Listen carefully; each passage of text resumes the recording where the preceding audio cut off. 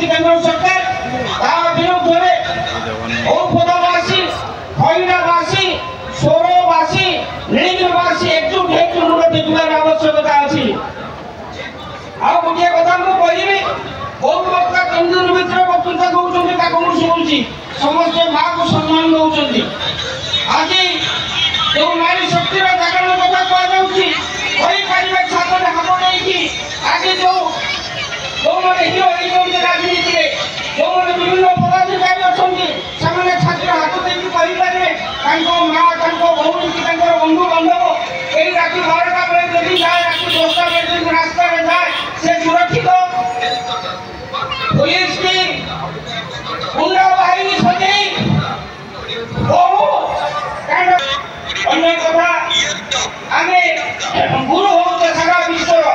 भारत वर्ष गुरु हो सारा विश्व आपण मैंने मन पकाऊ ये 15 दिन पर कथा आम भारतीय मान गुड़ भांगी हाथ भांगी हाथ को बांधी गुड़ को बांधी पैक करके फ्लाइट रे आनी श्रीनगर रे उड़े दिया गला मुंड टेकिबे नाही कि भारत माने सर्वकरण करिवे नाही ताले आपण माने कहतु भारत की गुरु हो सारा विश्व रे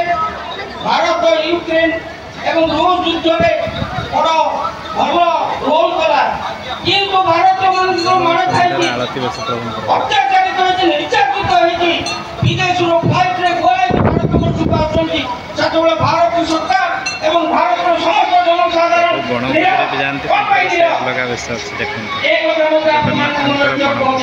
ये हूँ भाईचारा कथा आपण मैंने लोभ लाभ एवं जड़े नारी ये नारी जमी लोभ लाभ आपको जब छाड़ी आहरी बढ़ो यापर मैंने समस्त सजग हबार आवश्यक महोत्सव को सफल करेंगे एवं औषधा खैरा जो सब एकजुट होगा हम लड़ाई करने को पड़ो आम दाबी हासिल करने को पड़ो एक मोर बक्तव्य सारी नमस्कार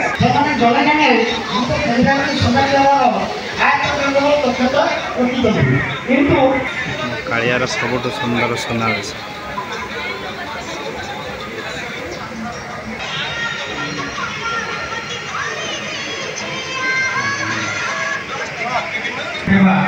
मोर बड़ भाई निरंजन प्रसाद महोदय प्रसाद महंत महोदय आज मुख्य अतिथि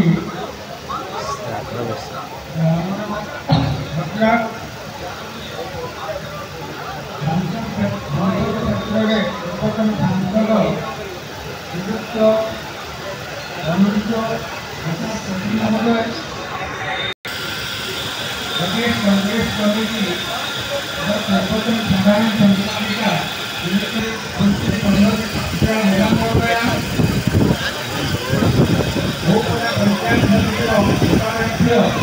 बड़ भाई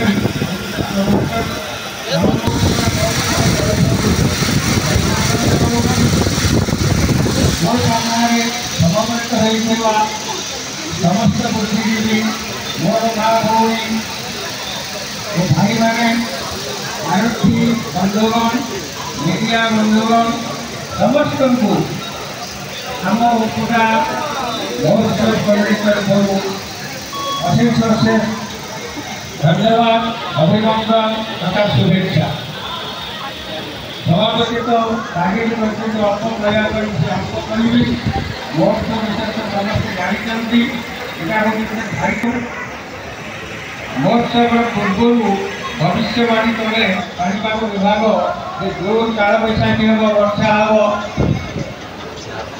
किंतु मु भावुए कि ना सेमती किसी हम ना कारण आम बहु जात प्रतिभार बालिगंत को अतिक्रम कर आज ये तृतीय संध्यार जो विभेद को दूर करे ये महोत्सव कौन मन हुए जगन्नाथ रथयात्रा ठार बड़ महोत्सव किसी ना जो आचार्य जगन्नाथ पाखे कहीं बड़ नुहे कहीं साम नुहे तार आनंद बर्तार राजा ठार बाहर को अणदेखा करते ना भक्त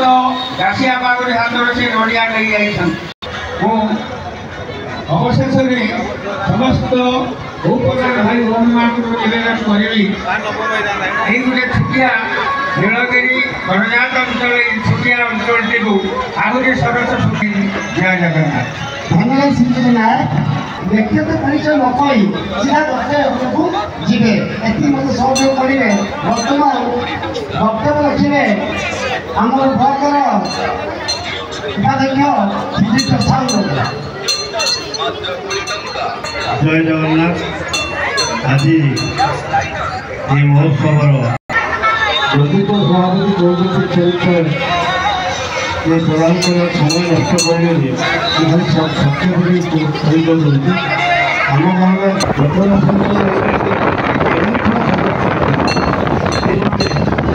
ଆଜିକା 80 ଦଶକରୁ ବର୍ତ୍ତମାନ ଯେ ରାଜ୍ୟରେ ଛାଇ ହେଇକି ରହିଛନ୍ତି ଅର୍ଚ୍ଚନା ନନ୍ଦିନୀ ଜିଲ୍ଲା